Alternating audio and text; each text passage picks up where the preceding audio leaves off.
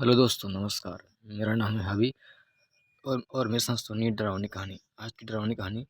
दो लड़के जंगल में पिकनिक मनाने गए थे और रात में उन्हें चुड़ैल दिखाई दिया।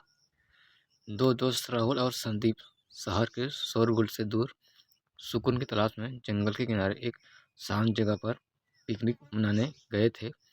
दोनों कॉलेज के साथ पढ़ते थे और रोमांच उन्हें बहुत पसंद था। पहला दिन पिकनिक की शुरुआत। सुबह का मौसम सुहाना था। जंगल की सीमा के पास एक खुली जगह में उन्होंने टेंट लगाया। पास ही एक छोटी सी नदी बह रही थी और चारों तरफ हरियाली फैली थी। दिन भर उन्होंने मस्ती की, खाना पकाया, झरने में नहाए और फोटो खींचे। शाम होते होते सूरज डूबने लगा और पेड़ों की परछाइयाँ लंबी हो गई। अचानक हवा का रुख बदलने लगा और ठंडी ठंडी लहरें चलने लगी। राहुल बोला, यार ये जगह बहुत शांत है, लेकिन रात में तो थोड़ी डरावनी हो जाएगी। संदीप हंसते हुए बोला, डरपोक कहीं का, अभी तो ही कह रहा था रोमांच चाहिए। अंधेरी रात और अजीब आवाज़ें। रात करीब 9 बजे दोनों आग जलाकर बैठ गए। आसमान में चांद नहीं था, सिर्फ टिमटिमाते तारे और घने जंगल का अंधेरा। तभी एक अजीब सी चीख सुनाई दी, ऐसी आवाज़ जैसे कोई दर्द में चिल्ला रहा हो। राहुल चौंक कर बोला, वो क्या था? संदीप थोड़ा घबरा गया, शायद कोई जानवर होगा, चलो टेंट में चलते हैं। लेकिन जब वो टेंट में पहुंचे तो देखा टेंट की एक साइड से कपड़ा फटा हुआ था और जमीन पर काले रंग के जले हुए हाथों के निशान थे। जंगल की गहराई में डर के बावजूद उन्होंने टॉर्च उठाई और यह देखने निकले कि कौन था।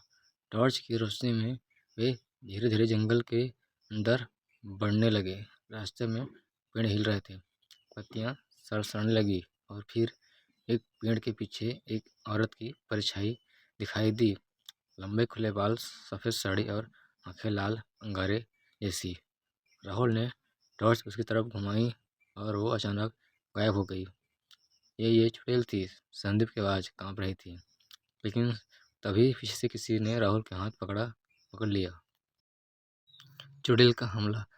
राहुल ने पीछे मुड़कर देखा, वही औरत उसके चेहरे की खाल झुलसी हुई थी, आँख चमक रही थी और उसके पैरों की जगह बकरी जैसे खुर थे। वो चीखी, तुमने मेरी नींद तोड़ी, अब चैन से नहीं मरोगे।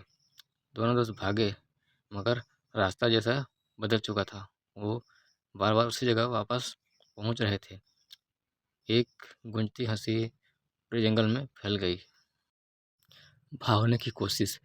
किसी तरह दोनों टेंट तक पहुंचे, लेकिन टेंट जल चुका था। अब उनके पास कुछ नहीं बचा था। तभी एक बूढ़ा साधु वहां प्रकट हुआ, जिसने कहा, वो आत्मा यहाँ 100 साल से भटकती है।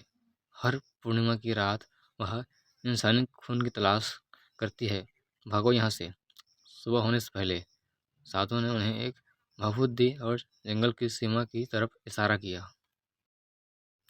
राहुल और संदीप ने भभूत अपने शरीर पर लगाई और पूरी रात बिना रुके भागते रहे।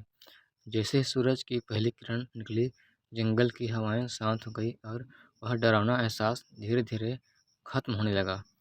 वे दोनों किसी तरह गांव के पास पहुंचे और बेहोश हो गए। उस दिन दोनों लोग बच गए चुड़ैल के हाथों से। लेकिन कई साल बीत चुके हैं, लेकिन राहुल और संदीप आज भी उस रात को याद करके कांप उठते हैं। ये अब किसी भी सुनसान जंगल के नाम से भी डर जाते हैं और कहते हैं, जंगल के वो चुड़ैल अब भी हर पूर्णिमा की रात अपनी नींद में खलल डालने वाले को खोज रही है। अगला नंबर किसका है, कौन जाने।